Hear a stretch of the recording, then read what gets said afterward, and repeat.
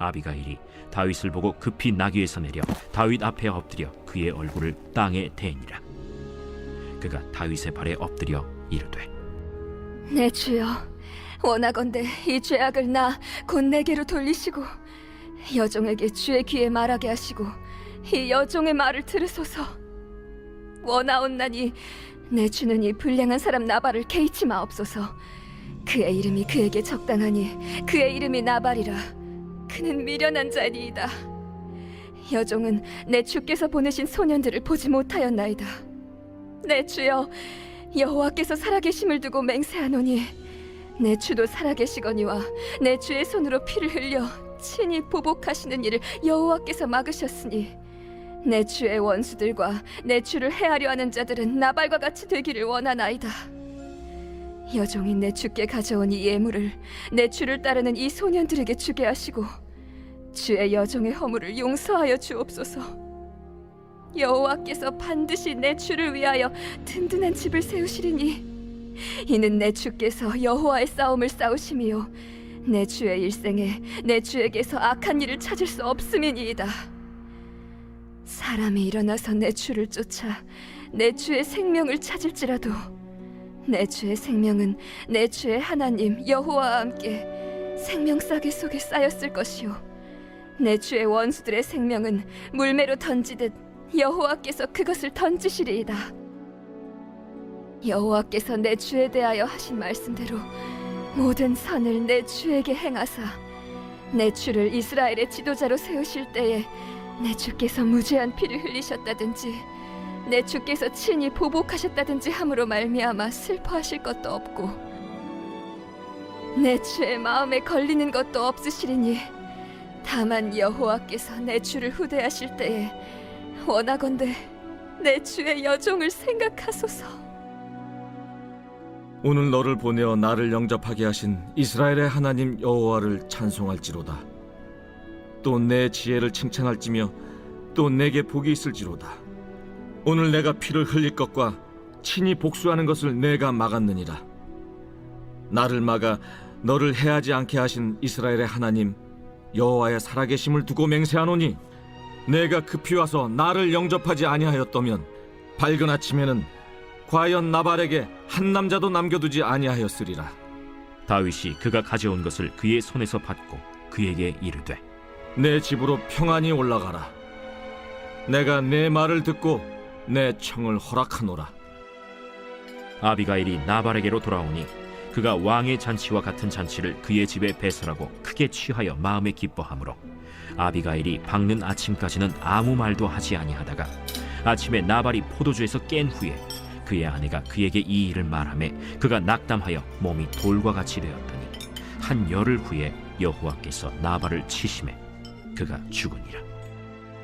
나발이 죽었다 함을 다윗이 듣고 이르되, 나발에게 당한 나의 모욕을 갚아주사 종으로 악한 일을 하지 않게 하신 여호와를 찬송할지로다. 여호와께서 나발의 악행을 그의 머리에 돌리셨도다. 다윗이 아비가일을 자기 아내로 삼으려고 사람을 보내어 그에게 말하게 하매 다윗의 전령들이 갈멜에 가서 아비가일에게 이르러 그에게 말하여 이르되, 다윗이 당신을 아내로 삼고자 하여 우리를 당신께 보내더이다. 아비가일이 일어나 몸을 굽혀 얼굴을 땅에 대고 이르되, 내 주의 여종은 내 주의 전령들의 발 씻길 종이니이다. 아비가일이 급히 일어나서 나귀를 타고 그를 뒤따르는 처녀 5과 함께 다윗의 전령들을 따라가서 다윗의 아내가 되니라. 다윗이 또 이스라엘 아히노암을 아내로 맞았더니 그들 2사람이 그의 아내가 되니라. 사울이 그의 딸 다윗의 아내 미가를 갈림에 사는 라이스의 아들 발디에게 주었더라.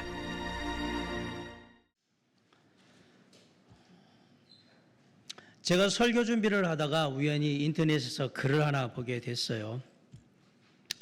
거기에는 남편의 말과 아내의 말에 대한 얘기가 나오는데 그 말이 남편을 죽이기도 하고 살리기도 하고 아내를 죽이기도 하고 살리기도 한다, 뭐 그런 내용이었습니다. 어제 우리 김광기 형제가 그 하은자매 결혼식이 있었잖아요. 잘 마무리하고 왔는데 우리 홍수 형제매가 저보더니 뭐라 그러면, 목사님 내일 말씀도 기대할게요. 그래서 제가 뭐라 그랬냐면, 너한테 들으라고 하는 얘기야 라고 제가 하고, 기대하고 잘 들어라 그러고 얘기를 했거든요. 자, 그러면 이게 홍수영 자매한테만 해당되는 말일까? 아니요. 오늘 우리 모두에게 해당되는 말일 거거든요. 자, 제가 설명을 드릴게요. 남편의 길을 살리는 5가지의 말이 있습니다. 첫 번째는 당신은 어쩜 그렇게 못하는 게 하나도 없어? 다 잘한다. 두 번째, 당신 닮아서 우리 아무개가 똑똑한가 봐 라고 얘기를 하죠. 세 번째, 내가 결혼은 정말 잘한 것 같아 라고 남편한테 얘기를 해주고, 네 번째, 역시 당신밖에 없어. 따봉. 마지막 5번째, 당신이니까 나 데리고 살지 다른 사람들은 못 살아. 이렇게 혹시 얘기해 보신 적 있으십니까? 이러면 남편의 기가 팍팍 살면서 어깨가 으쓱할 건데. 자, 또 아내의 기를 살리는 말이 있어요. 한 5가지만 소개해 드릴게요. 당신은 뭘 입어도 예뻐. 두 번째는 내가 아내 복은 타고난 것 같아. 아유, 당신 같은 여자가 세상에 어디 있어. 세 번째, 당신이 만들어준 음식 먹다가 다른 데 가니까 음식을 못 먹겠어. 당신 음식이 최고야. 네 번째, 지금 이만큼 살고 있는 거 다 당신 덕분이야. 고마워. 그다음 5번째, 마음 씀씀이 하나는 당신이 최고야. 이렇게 아내한테 얘기해 주신 적 있습니까? 오늘 가서 이거 설교 다시 한번 들으시면서 한 번씩 다시 한번 해 주시기 바랍니다. 물론 마음을 다해서. 반대로 남편의 기를 죽이고 아내의 기를 죽이는 말도 있어요. 남편의 기를 죽이는 말 5가지. 당신이 할 줄 아는 게 뭔데? 두 번째, 참 내가 지지리도 복도 없지. 이런 남자 만나가지고 아이고 내 팔자야. 세 번째, 돈이나 제대로 벌어다 주고 뭐라고 큰 소리나 쳐. 네 번째, 당신네 집 식구들은 다 왜 그래? 5번째, 아이고 마음 쓰는 거 봐라 쪼잔하기는. 이러면 남편이 죽습니다. 또 뭐 그러면 아내는 안 죽나? 아내를 죽이는 방법 5가지를 말씀드릴게요. 기를 팍팍 죽일 수 있는 거. 하루 종일 집에서 놀면서 뭐 했어? 또 얘기해요. 밖에 나가서 돈 한 푼 못 벌어주는데 뭔 말이 많아? 세 번째, 당신이 뭘 한다고 떠들어? 네 번째, 야 호박에 줄 긋는다고 수박 되냐? 마지막 5번째, 쓸데없는 소리 하지 말고 들어가서 잠이나. 이러면 아내가 죽어요. 이거 누가 했던 얘기 아닙니까? 제가 리얼하게 표현하냐고 좀 감정도 넣고 이렇게 해줬는데, 우리 주변에서 보면 말을 사람들에게 해서 살리는 게 아니라 사람들을 죽이고 기를 죽이고 상처를 주는 그런 경우가 많아요. 하나님께서 우리에게 말이라는 소중한 언어를 주셨는데 함부로 사용하는 경우가 너무 많다. 목사인 저도 늘 이런 실수를 하기 때문에 말씀을 드리는 거예요. 제 아내나 제 아이들한테 말 실수해서 상처도 많이 줬고, 뭐 우리 가족들뿐만 아니라 성도님들에게도 때로는 정말로 말을 실수하는 바람에 아픈 상처 주기도 했고 그랬습니다. 이 자리를 빌어서 정말 죄송합니다. 제가 부족해서 그랬습니다. 용납해 주시기 바라고요. 사실 이런 일들이 가끔 있으면 그래 뭐 가물하게 콩나듯이 있는 일이니까, 목사님도 사람이니까 이런데, 그게 아니라 자주 이런 일들이 벌어지니까 너무 힘든 거죠. 저도 많이 창피하고 많이 부끄럽고 힘듭니다. 왜? 목사가 돼가지고 맨날 이러고 있으면 얼마나 부끄럽고 창피합니까? 그런데 저만의 얘기는 아닌 게, 여러분들도 다 그런 경험이 있으시고 다 그런 마음이 있으시잖아요. 그래서 어느 정도는 제가 어떤 마음일지 충분히 이해하고 그리고 이 얘기 들으시라고 생각을 합니다.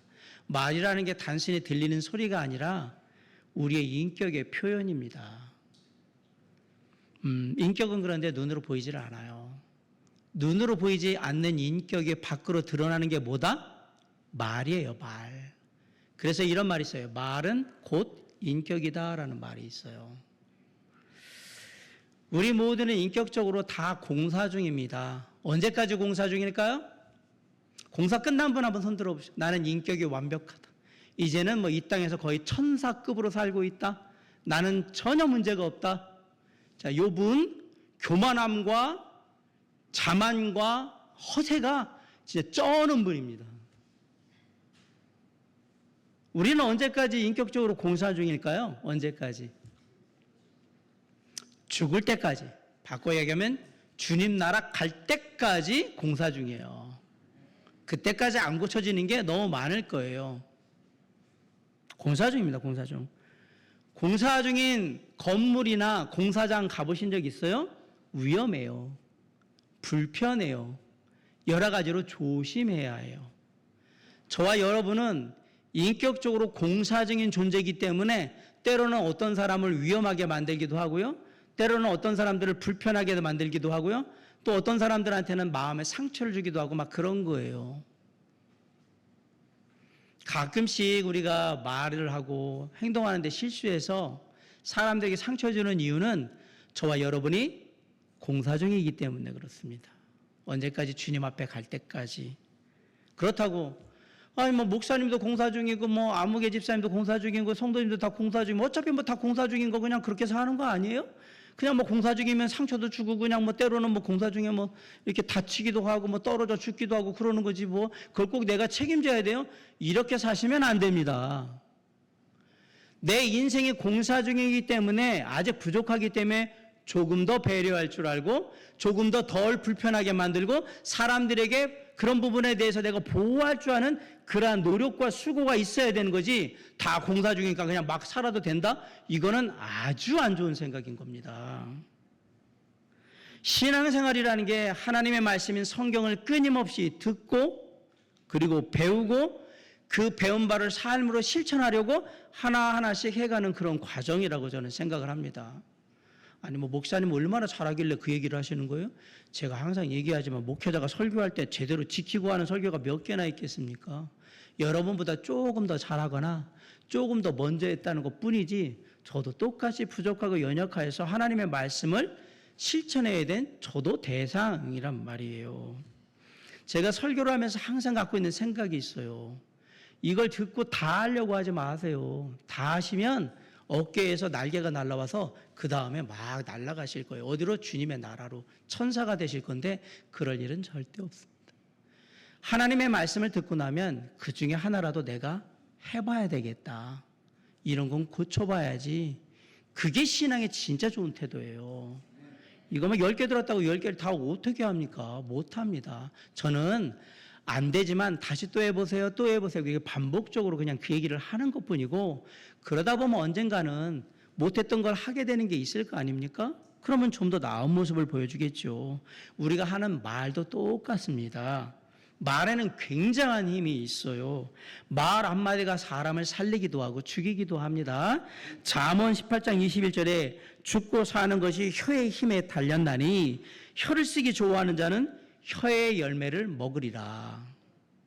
성경은 놀랍게 말이 진짜 중요하다고 얘기해요. 사람은 혀의 열매를 먹으면서 삽니다. 놀랍게도 오늘 본문의 배경이 되는 25장을 보면 살리는 말과 죽이는 말이 극명하게 대조해서 나오고 있는 거예요. 하나는 나발이라는 사람이 하는 죽이는 말이고요. 다른 하나는 나발의 아내인 아비가일이 하는 살리는 말이 대조되어서 나오고 있습니다. 오늘 이야기는 나발과 다윗의 관계로부터 시작이 됩니다. 여러분, 나발이라는 이름의 뜻은 미련한 자, 어리석은 자, 야비한 자 그런 뜻이에요. 이름처럼 참 미련하고 어리석어서 함부로 막 말을 했던 거예요. 아시다시피 나발은 양이 3,000마리, 염소가 1,000마리나 되는 부자입니다. 최근의 시세로 보면 양이나 염소가 가격이 비슷하거든요. 한 마리에 얼마 정도 하냐면 30만 원 정도 합니다. 4,000마리니까 이 사람 재산이 12억 원 정도 되면 뭐 좀 사네? 아니요. 옛날에 12억 원이면 어마어마한 부자입니다. 지금의 12억 원으로 생각하시면 안 됩니다. 부자예요. 나발은 아주 부자예요. 다윗과 부하들이 그런 나발의 땅과 양떼, 목자들을 잘 보호해 줬던 거예요. 그리고 이제 양떼의 털을 깎이는 때가 온 거예요.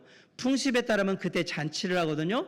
그래서 나발이 마을 사람들이 다 먹고도 남을 만한 음식을 만들어 놓고 사람들을 초청해서 우리 이제 양털 깎습니다라고 했던 거예요. 그 소식이 다윗에게 들려갖고 다윗이 10명의 부하들을 보내서 우리도 그 양떼 깎는 그 잔치에 좀 참여해서 마을 사람들 다 먹고도 남을 만큼 음식 만들었으니까 우리에게도 좀 다 하려고 그렇게 정중하게 부탁을 하려고 보냈던 겁니다. 그런데 그렇게 왔던 부하들에게 나발이 한 말이 화를 자초하는 말, 곧 죽이는 말이었던 겁니다. 10절에 보면 뭐라고 했냐면 나발이 다윗의 사원들에게 대답하여 이르되 다윗은 누구며 이새의 아들은 누구냐? 요즘에 각기 주인에게서 억지로 떠나는 종이 많도다라고 얘기했어요. 다윗이 누군데? 이새의 아들이 누군데? 웬 듣도 보도 못한 다윗? 걔가 누군데? 여러분, 다윗은 블레셋의 장군 골리앗을 죽인 이스라엘의 영웅이며 하나님에 의해서 사울왕 다음에 왕으로 이미 선택된 사람이에요. 이스라엘 사람들은 삼척동자라도 다윗이 누군지 다 알아요. 그런데 나발은 의도적으로 다윗을 모른다고 지금 완전히 무시하고 있어요. 이거 젊은 사람들은 이렇게 무시하는 걸 어떻게 무시했다고 세자로 얘기하지 않나요? 우리 개 무시한 겁니다. 죄송합니다. 강단에서 개짤 만드는 젊은 사람들 말한 대로 개 무시한 거예요.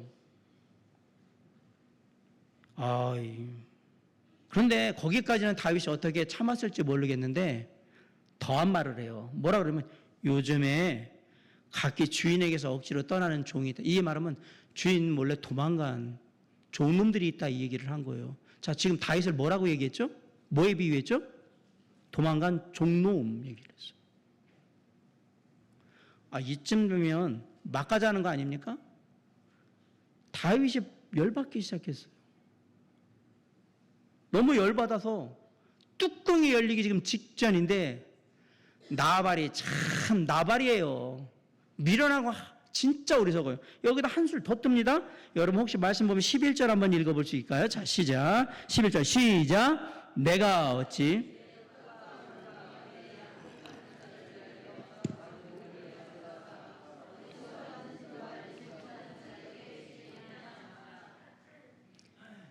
이 뭐 어디 듣보잡 같은 너희들 같은 놈들한테 무슨 그 많은 음식이 있어서 너희들 같은 놈한테 죽일 고기는 하나도 없어. 그냥 꺼져. 얘기한 거예요. 참 생각하도 나발 진짜 어리석은 사람입니다. 왜요? 사실은 나발이 얼마든지 앞으로 승승장구할 수 있는 기회가 있었어요. 그거 어떻게? 다윗은 이스라엘의 영웅입니다. 하나님께서 이미 기름 부어서 다음 왕으로 정한 강력한 차기 대권 주자입니다. 만약에 이게 다윗이 대권을 잡는 건 시간 문제예요. 나발이 다윗이죠. 먹을 것뿐이겠습니까? 앞으로 돌아다닐 때 필요한 모든 돈 제가 다 내드릴 테니까 걱정하지 마시고 안전하게 다니세요. 이렇게 하면서 만약에 배려를 했다 그러면 다윗이 왕이 된 다음에 나발은 승승장구하는 거예요. 솔로몬 때까지 그냥 승승장구하는 거예요. 얼마나 멍청한 놈이에요, 이놈이. 사람은 성공하려면 줄을 잘 서야 돼요. 지금 하나님이 택한 사람인데 그 줄을 안 섰어요. 자, 그리스도인은 줄을 잘 서야 됩니다. 우린 누구한테 줄 서 있죠? 우리 하나님, 예수 그리스도한테 줄 서 있잖아요. 이 나발은 복이 덩굴째로 지금 굴러 들어왔는데 이걸 발로 찼어요. 차기만 하면 다행이게요. 가서 이걸 다 때려 부셨어요. 이게 지금 이 상황이 된 거예요. 그 말을 듣자마자 다윗이 격분을 해가지고 군사 400명 칼차 그럼 나오잖아요. 그리고 어떻게 해요? 나발과 거기에 속한 남자들은 다 죽여버릴 것이다. 그리고 갈멜로 향해 오지 않습니까? 그 뭐 때문에 벌어진 일입니까 이게?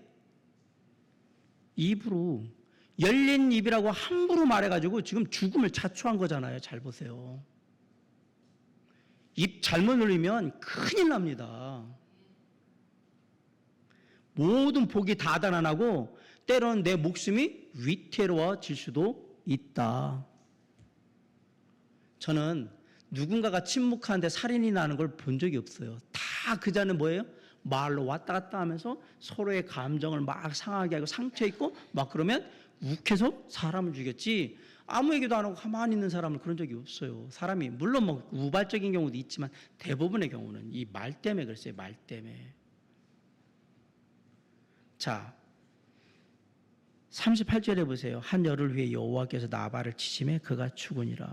열린 입이라고 함부로 말했다가 죽음을 자초했어요. 근데 어떻게 죽었냐? 36절, 37절에 보면 죽은 이유가 나와요. 아비가일이 나발에게로 돌아오니 그가 왕의 잔치와 같은 잔치를 그의 집에 배설하고 크게 취하여 마음에 기뻐함으로 아비가일이 밝는 아침까지는 아무 말도 하지 아니하다가 왜 말을 안 했을까요? 아비가일은 이 일을 술 취해가지고 제정신 아닌데 얘기해봐야 기억합니까? 안 합니까? 못하고 정확한 온전한 판단을 못한다는 거 아니까 아비가일이 얼마나 지혜로운 여인인가 잘 보세요. 남편이 막 화나고 그러면 거기다 대고 얘기하시는 분들은 되게 또 이 얘기하면 또 목사님 또 내 얘기했다고 이런 지혜로운 아내는 절대 사람의 감정이 막 격분해 있거나 이렇게 술 취해가지고 제정신 할 때는 얘기를 안 하는 겁니다. 해봤자 아무 효과가 없습니다. 제가 이렇게 해도 또 하실 거예요, 가셔서. 아침에 나발이 포도주에 깬 후에 맨정신일 때 딱 얘기를 하잖아요. 아비가일이. 진짜 지혜로운 여인이에요. 당신 어제 이런 일이 있었는데 어떻게 그거 알고 있냐고. 그의 아내가 그에게 이 말을 하며 그가 낙담하여 몸이 돌과 같이 되었더니 경직이 된 거죠.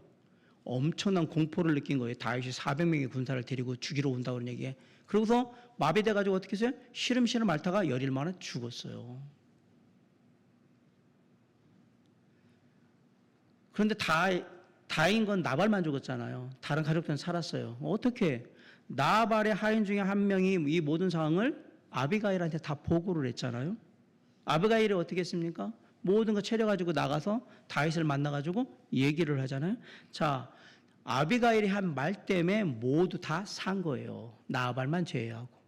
그러면 아비가일은 과연 어떤 말을 했길래 다윗이 깨우쳐줘서 다윗이 뭐라 그러면 32절에 다윗이 아비가일에게 이르되 오늘 너를 보내어 나를 영접하게 하신 이스라엘 하나님 여호와를 찬송할지로다. 33절에 또 내 지혜를 칭찬할지며 또 내게 복이 있을지로다. 오늘 내가 피를 흘릴 것과 친히 복수하는 것을 네가 막았느냐. 34절입니다. 시작. 나를 막아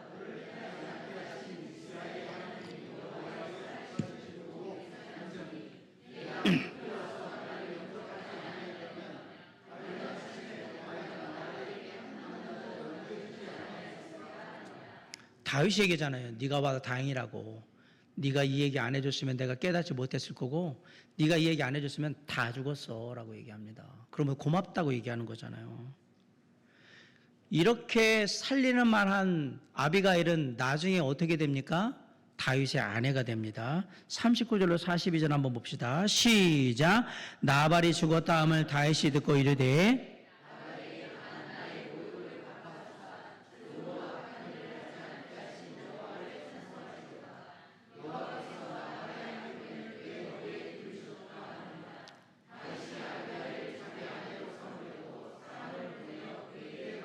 (40절)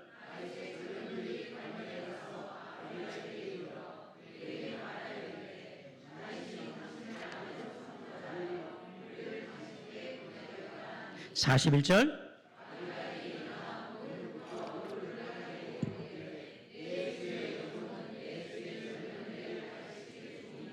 42절 아비가일이 급히 일어나서 나귀를 타고 그를 뒤따르던 처녀 5과 함께 다윗의 전령들을 따라가서 다윗의 아내가 되니라.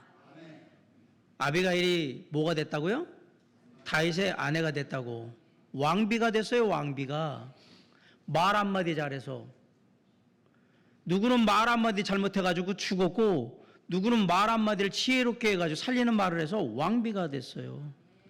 이 모든 게 다 살리는 말을 했기 때문에 나온 결과입니다.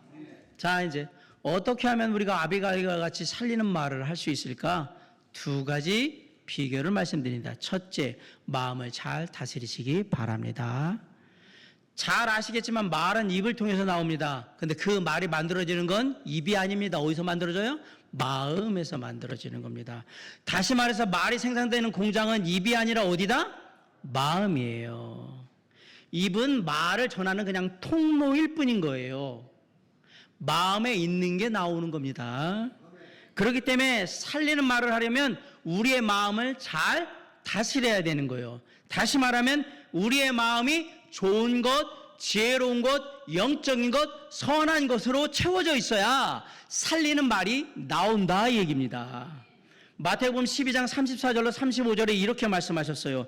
독사의 자식들아, 너희는 악하니 어떻게 선한 말을 할 수 있느냐? 이는 마음에 가득한 것을 입으로 말함이라. 선한 사람은 그 쌓은 선에서 선한 것을 내고 악한 사람은 그 쌓은 악에서 악한 것을 내느니라. 마음속에 선한 것이 많이 쌓여 있으면 말도 어떻게 한다? 선한 말을 하고, 마음속에 악한 것이 많이 쌓여 있으면 말도 어떻게 한다? 악하게 하는 거예요. 내가 나쁜 말, 악한 말을 했는데 입이 한 게 아니고 뭐가 한 거다? 마음이 한 거란 말이에요. 마음이. 나발의 마음에는 돈, 욕심, 교만, 허세 이런 게 차곡차곡 쌓여 있으니까 어리석은 말, 죽이는 말을 했던 겁니다. 반면에 아비가일은 얼굴만 아름다웠던 것이 아니라 그 마음속에 아름답고 선한 것들이 차곡차곡 잘 쌓여 있었던 거예요. 여러분 24절에 보세요. 내 주여 원하건대 이 죄악을 나 곧 내게로 돌리시고 여종에게 주의 귀에 말하게 하시고 이 여종의 말을 들으소서. 자신을 뭐라고 불러요? 여종이라고 부릅니다. 25절에 여종은 내 주께서 보내신 소년들을 보지 못하였나이다. 다윗을 향해서는 뭐라고 불러요? 내 주 이렇게 불러요. 자신은 여종이라고 불렀습니다. 27절에 여종이 내 주께 가져온 이 예물을 내 주를 따르는 이 소년들에게 주게 하시고. 잘 보세요. 자기가 갖고 온 이 예물을 다윗에게 주는 게 아니라 누구에게 줘요? 부하들에게 주게 한다는 얘기예요. 쉽게 말하면 나는 당신에게 이런 걸 줄 만한 자격이 있는 사람이 아니라고 정말 겸손하게 낮춥니다. 28절에 주의 여종의 허물을 용서하여 주옵소서. 여호와께서 반드시 내 주를 위하여 든든한 집을 세우시리니 이는 내 주께서 여호와의 싸움을 싸우시며 당신이 하는 싸움은 하나님과 함께하는 싸움입니다 라고 얘기를 해줘. 내 주의 일생에 내 주에게서 악한 일을 찾을 수 없음이니다. 당신은 항상 선합니다 라고 얘기합니다. 30절에 여호와께서 내 주에 대하여 하신 말씀대로 모든 선을 내 주에게 행하사 내 주를 이스라엘의 주대로 세우실 때에 31절 내 주께서 무제한 피를 흘리셨다든지 내 주께서 친히 보복을 하셨든지 함으로 말미암아 슬퍼하실 것도 없고 내 주의 마음에 걸리는 것도 없으시리니 다만 여호와께서 내 주를 후대하실 때에 원하건대 내 주의 여종을 생각하소서 하니라. 아비가일이 자신을 뭐라고 불러요? 여종. 다윗은 내 주. 그러면서 용서해 주십시오. 제가 다 잘못했습니다. 제가 그래도 한 말씀 드리겠습니다. 이런 것 얘기해 드리면서 이런 일에 피 흘리지 마시고 그런 하찮은 일에 당신이 나서지 마십시오라고 얘기하죠. 놀랍게도 아비가일의 그 말을 다 들은 다윗이 지금까지는 살기등등해서 다 죽여버린다 그냥 그러면서 칼 차고 막 왔잖아요. 다윗의 마음이 다 풀렸어요.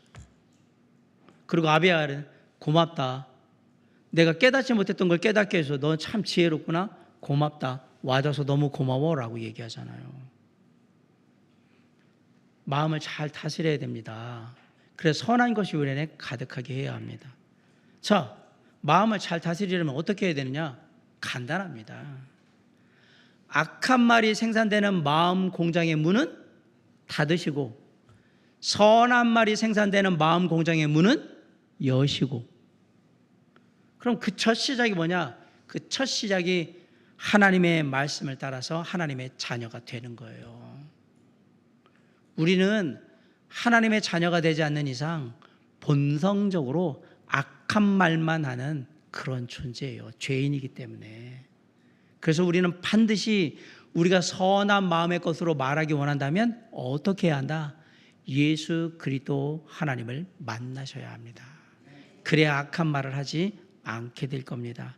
두 번째, 그렇게 하나님의 자녀가 됐을 때에 하나님의 성령이 내 마음속에 오시게 되는데 그 성령을 의지해야 돼요. 제가 얼마 전에 용서에 대한 설교를 했어요. 그러면 제가 설교할 때 뭐라 하냐면 혹시라도 누군가를 내가 용서해야 될 사람이 있으면 그들을 용서해 주시기 바랍니다 라고 했고, 혹여라도 누군가에게 내가 용서를 받아야 된다면 하나님께서 정말 은혜를 주셔서 그 사람에게 가서 미안하다, 잘못했다, 내가 정말 그때는 부족했다, 이렇게 용서를 구할 수 있기를 바랍니다 라고 얘기했어요.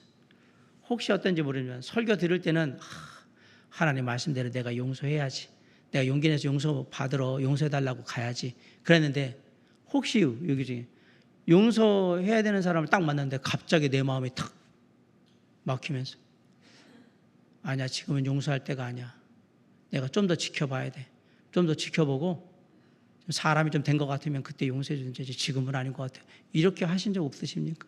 그럼 아니면 내가 정말 누군가에게 용서받으러 가야 되는데 그 사람한테 가까이 갔는데 지금 와가지고 다 지난 일인데 지금 그리고 또 기분도 좀 마음도 상하는 것 같고 자존심도 좀 상하는 것 같고 꼭 이거 해야 되나? 나 하나님께 하면 됐지, 이거 또 해야 돼? 이렇게 생각하면서 가는 거예요. 문제가 뭡니까? 우리에게 용서할 마음과 용서받을 마음 있는데, 구할 마음은 있는데요, 문제는 그걸 할 수 있는 마음을 실천할 수 있는 능력이 없습니다. 능력이 없어. 내가 그걸 할 수 있다고요? 못하. 우리 인간은 자존심이 세고 나만 생각해서 절대 남한테 그런 얘기 못합니다. 나 용서해줘, 미안해. 뭐 용서할 수 있는 입장에 있으면 좀 나았겠죠. 내가 잘못한 경우가 많은 경우는 그렇지 못할 거예요. 그래서 구원받은 하나님의 자녀들은 매 순간 누구를 의지해야 되냐? 성령을 의지해야 합니다. 구원받았다고 우리의 마음이 늘 옥토가 되느냐? 아닙니다. 구원받은 후에 하나님의 자녀로 살고 신앙생활을 함에도 불구하고 얼마든지 우리의 땅에 악한 생각이라는 잡초가 무성하게 자랄 수 있습니다. 사탄 마귀는 하루 24시간 쉬지 않고 쿠팡 퀵배송, 새벽 배송하듯이 우리가 틈을 보이는 그 순간순간마다 와서 악한 생각이란 씨앗을 계속 뿌리고 가요. 여러분, 잡초가 얼마나 강한지 아세요? 농사 짓는 분들이 제일 힘들어하는 것은 잡초예요. 잡초. 왜 힘드냐? 밭에 잡초가 났기 시작했는데 일주일 후에 잡초 다 뽑아야 되겠다. 그런 순간 이미 농사는 망하는 거예요. 잡초는 보이는 족족 뽑아야지, 야 나중에 뽑을게, 그럼 농사는 망하는 거예요. 힘들지만, 귀찮지만 우리의 마음 가운데 악한 생각이란 잡초가 나기 시작하면 즉시 보이는 대로, 생각나는 대로 막 뽑아내셔야 돼요. 그런데 그걸, 잡초를 어떻게 뽑습니까? 무엇으로 뽑아요? 내가 마음 먹고 잡초를 뽑아야지. 그러다가 며칠 지나가서 뽑는다고 얘기한다니까요. 그러다가 더 많이 무성해지면 이 땅은 농사 못 져, 포기, 그럴걸요? 자, 우리 마음 속에 나는 악한 생각이란 잡초, 악한 것들이란 잡초는 무엇으로 뽑느냐? 내 의지로 뽑는 게 아니에요. 성령의 능력으로 뽑는 거예요. 그래서 매 순간 하나님의 성령을 의지해야 한다고 제가 말씀을 드린 겁니다. 그리고 그러지 않는 한 안 뽑혀요. 아까 같이 막 자존심 세우고 내가 뭐 미안한 마음 가졌으면 됐지, 꼭 입으로 말을 해야 되는가, 이렇게 합니다. 뭐 내가 용서해달라고 내가 그러지는 않아, 이건 아닌 것 같지 않아? 내가 왜 얘 용서해달라고 얘기해야 되지? 왜 미안하다고 얘기하지? 이러고 안 한단 말입니다. 인간의 마음은 그걸 하지를 못합니다. 하나님의 성령이 그걸 하게 하는 거지. 그래서 매 순간 성령을 의지해야 하는 거예요. 그래서 악한 마음의 생각의 잡초들을 다 뽑아내시는 거예요. 그때 하나님의 성령의 역사하심을 따라서. 그럼 여러분 잘 보세요. 잡초를 뽑아내면 잡초만 쏙 뽑히나요? 아니에요. 저는 잡초를 엄청 많이 뽑아봤어요.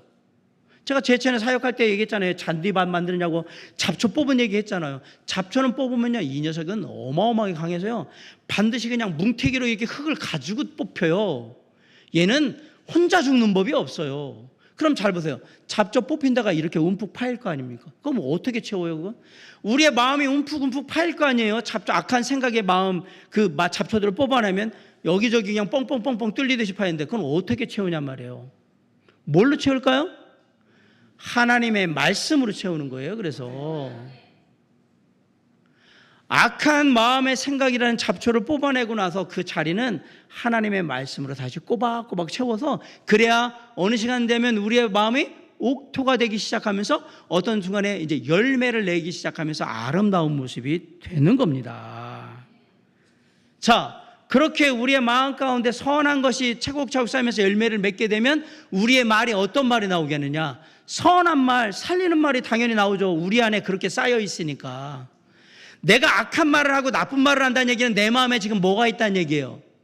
악한 게 있다는 얘기예요. 그걸 부정하지 말라는 얘기입니다. 마음에 없는데 나간다? 그게 어디 있어요? 내 마음에 그게 있으니까 나가는 거지.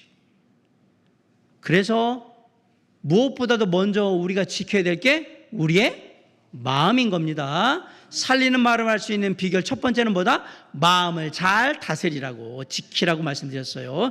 두 번째, 우리가 사람들에게 살리는 말을 하기 위해서 두 번째로 꼭 기억해야 될 거, 선한 것을 늘 담으시기에 노력하셔야 합니다. 제가 계속 똑같은 얘기를 해요. 우리가 하는 말이 살리는 말이 되려면 우리의 말에, 우리의 마음에 뭐가 담겨 있어야 되냐? 선한 것이 담겨 있어야 되는데, 첫 번째로 제일 먼저 담겨야 되는 게 용서와 화해예요. 제가 아까도 똑같이 얘기했잖아요. 다윗을 향해서 아비가일이 뭘 했는가 잘 보세요. 떡덩이 200개, 포도주 2가죽 부대, 양 5마리, 볶음국식 5세야, 건포도 100송이, 무화과 뭉치 200개를 급히시고 다윗을 맞으러 간 아비가일은 이 모든 잘못은 자신의 불찰이라고 얘기해요. 남편에게 하지 않아요. 그리고 자신의 허물을 용서해 달라고 그렇게 다윗에게 용서를 구하고, 이 일을 통해서 좋은 관계로 회복했으면 좋겠습니다. 화해를 얘기하잖아요. 간절하게 얘기합니다. 모든 잘못은 제게 돌리시기 바랍니다. 이 여종이 잘못했습니다. 용서해 주십시오라고 구하는 아비가일의 말에 다윗의 마음이 움직인 거예요. 그리고 결국 나발의 모든 잘못을 용서해 줬던 거예요. 누구 때문에? 아비가일이 살리는 말을 했기 때문에. 이게 살리는 말이에요. 아비가일의 마음 가운데 용서를 구하고자 하는 마음, 화해를 이루고자 하는 진심 어린 마음이 있으니까 그 말을 했단 말이에요. 그래서 그 말이 살리는 말이 된 거예요. 사랑하는 성도 여러분, 살리는 말은 그냥 립 서비스 수준의 말을 하시면 안 됩니다. 남들 듣기 좋은 말, 제가 항상 얘기했잖아요. 듣기 좋은 말만 하는 사람은 반드시 내 인생에서 빨리 치워야 된다고. 절대 인생에 도움이 안 됩니다. 그 사람 나 뭔가 가지고 있기 때문에 그렇게 얘기하는 거지. 좋은 약은 입에 써요. 그럼 귀로 듣기에는 어떨까요? 입에 쓰다는 얘기는 귀로 듣기에도 힘들고 때로는 거북하고 어렵다라는 얘기입니다. 그러나 진짜 충고를 하고 조언하는 건 그래도 해줘야 하는 거예요. 왜? 사랑하니까. 나를 사랑하지 않는 사람은 절대 나에게 싫은 소리 안 합니다. 좋은 소리만 합니다. 그런 사람들은 인생에서 빨리 제끼라고 제가 분명히 말씀드렸는데, 그래도 여러분들은 아마 그런 말하는 사람을 옆에 자꾸 두려고 할 겁니다. 왜? 이 사람 이외에는 나머지는 그런 거 안 하는 것 같거든. 인생에 이게 마약이에요, 마약. 이런 사람은 빨리 치우셔야 됩니다. 절대 가까이 하시면 안 됩니다. 인생이 망가집니다. 내 인생이 좋아지질 않아요. 립 서비스 수준의 말을 하면 안 되고요. 진심 어린 얘기를 해줘야 합니다. 누군가에게 얘기할 때, 야, 나한테 상처받은 거 말해? 그게 아니라, 제가 혹시 잘못한 일이 있거든. 그리고 그것을 인해서 상처받은 일이 있다면 꼭 저에게 얘기해 주세요. 제가 정말 사과하고 고치도록 노력할게요. 이렇게 얘기해야죠. 마음을 다해서. 그게 서로의 관계를 이어가는 중요한 포인트예요. 우리가 살리는 말을 할 때 그 안에 제일 먼저 담아야 될 것, 용서와 화해입니다. 두 번째, 우리가 하는 살리는 말에 또 담아야 될 건 믿음을 담으셔야 합니다. 다윗에게 무릎을 꿇고 머리를 조아린 아비가일이 한 말은 믿음의 말이었습니다. 28절 29절에서 아비가일이 다윗에게 했던 건 다 다윗을 향한 믿음에서 나온 거예요. 비록 지금 당신이 쫓기는 신세에 있지만 하나님께서 당신을 왕으로 삼으셔서 이 나라를 굳건하게 세워주실 거라고 제가 믿습니다. 그리고 당신의 생명은 하나님의 지키시는 생명, 하나님의 생명 보자기 안에 잘 지켜주고 있기 때문에 그 누구도 당신의 생명을 빼앗을 수 없습니다. 누군가 그 생명을 빼앗으려면 그 사람의 생명을 하나님께서 빼앗으실 겁니다. 딱 이렇게 얘기하잖아요. 소용이 없다. 당신이 결국 승리하게 될 거라고 얘기해요. 아비가일의 말은 모두 다 믿음의 말입니다. 자 보세요. 지금 다윗은 사울한테 하루가 멀다 하고 목숨이 위태로운 가운데 쫓겨다니는 상황이지만 아비가일은 눈앞에 있는 다윗의 신세를 이야기한 것이 아니라 앞으로 이 다윗이라는 사람에게 이루어질 하나님의 약속을 믿고 그 얘기를 해주고 있다라는 사실이에요. 그게 살리는 말이란 말입니다. 그 말 때문에 이스라엘 왕이 되셔서 이 나라의 위대한 인도자가 되셔서 이 나라를 굳건하게 세우실 왕이 되실 거라고 저는 믿습니다라고 진심 어린 마음으로 믿음으로 얘기했단 말이에요. 그래서 자기도 살았고 남편도 살리고 권속 다 살린 거예요. 살리는 말을 해서, 믿음의 말을 해서. 이게 우리가 오늘 해야 하는 말이에요. 네 주제에 뭐래? 넌 안 돼. 그만둬. 넌 생각도 하지 말아라. 이건 불신앙의 말이에요, 다. 주님이 함께 하시면 할 수 있어. 하나님 믿고 한번 해봐. 안 되면 안 되는 거지. 주님이 도와주실 거야. 어렵지만 우리 함께 기도하면서 해보자. 이게 신앙의 말이에요. 살리는 말이란 말이에요. 우리는 눈앞의 현실 아니라 그 너머에 있는 것들을 바라보는 믿음의 말을 해줄 줄 알아야 됩니다. 지금 당장은 사울왕한테 쫓겨다닌 다윗 신세가 다 보이겠죠. 그러나 그 다음 하나님이 보여주시는 것들을 볼 수 있어야 돼요. 눈앞에 있는 것을 보는 것을 성경은 불신앙이라고 얘기하고요. 눈에 보이지 않는 것을 믿음으로 보는 것을 신앙이라고 얘기하는 거예요. 믿음의 말을 하잖아요. 그 믿음대로 될 겁니다. 우리 옆 사람을 잠깐 보십시오. 제가 따라다 반드시 믿음대로 될 겁니다. 다시 한번 얘기합시다. 반드시 믿음대로 될 겁니다.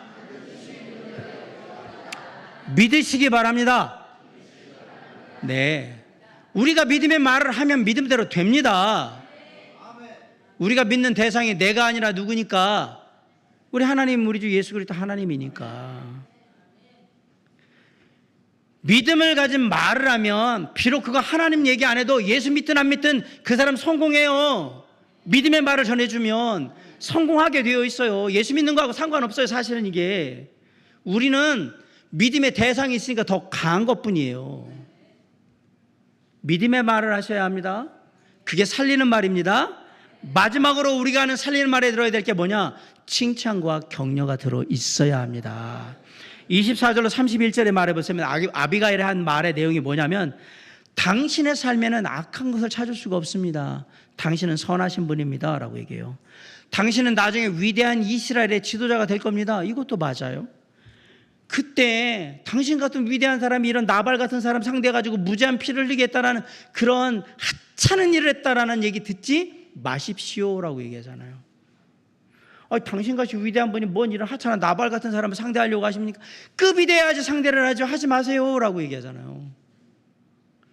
다윗을 얼마나 칭찬하고 있어요. 대단한 분이라고 얘기하잖아요. 당신은 대단한 사람입니다. 레벨이 달라요. 이런 사람 상대하지 마세요.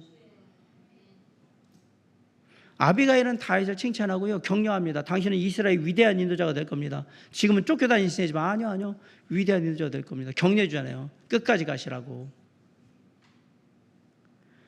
그 마음이 다윗의 마음을 돌이키게 했고 모두를 살린 거예요. 네, 언제 어디서든지 칭찬과 격려 말이 필요하지 않은 사람은 없습니다. 칭찬과 격려의 말이 필요 없는 곳도 없습니다. 다 필요합니다.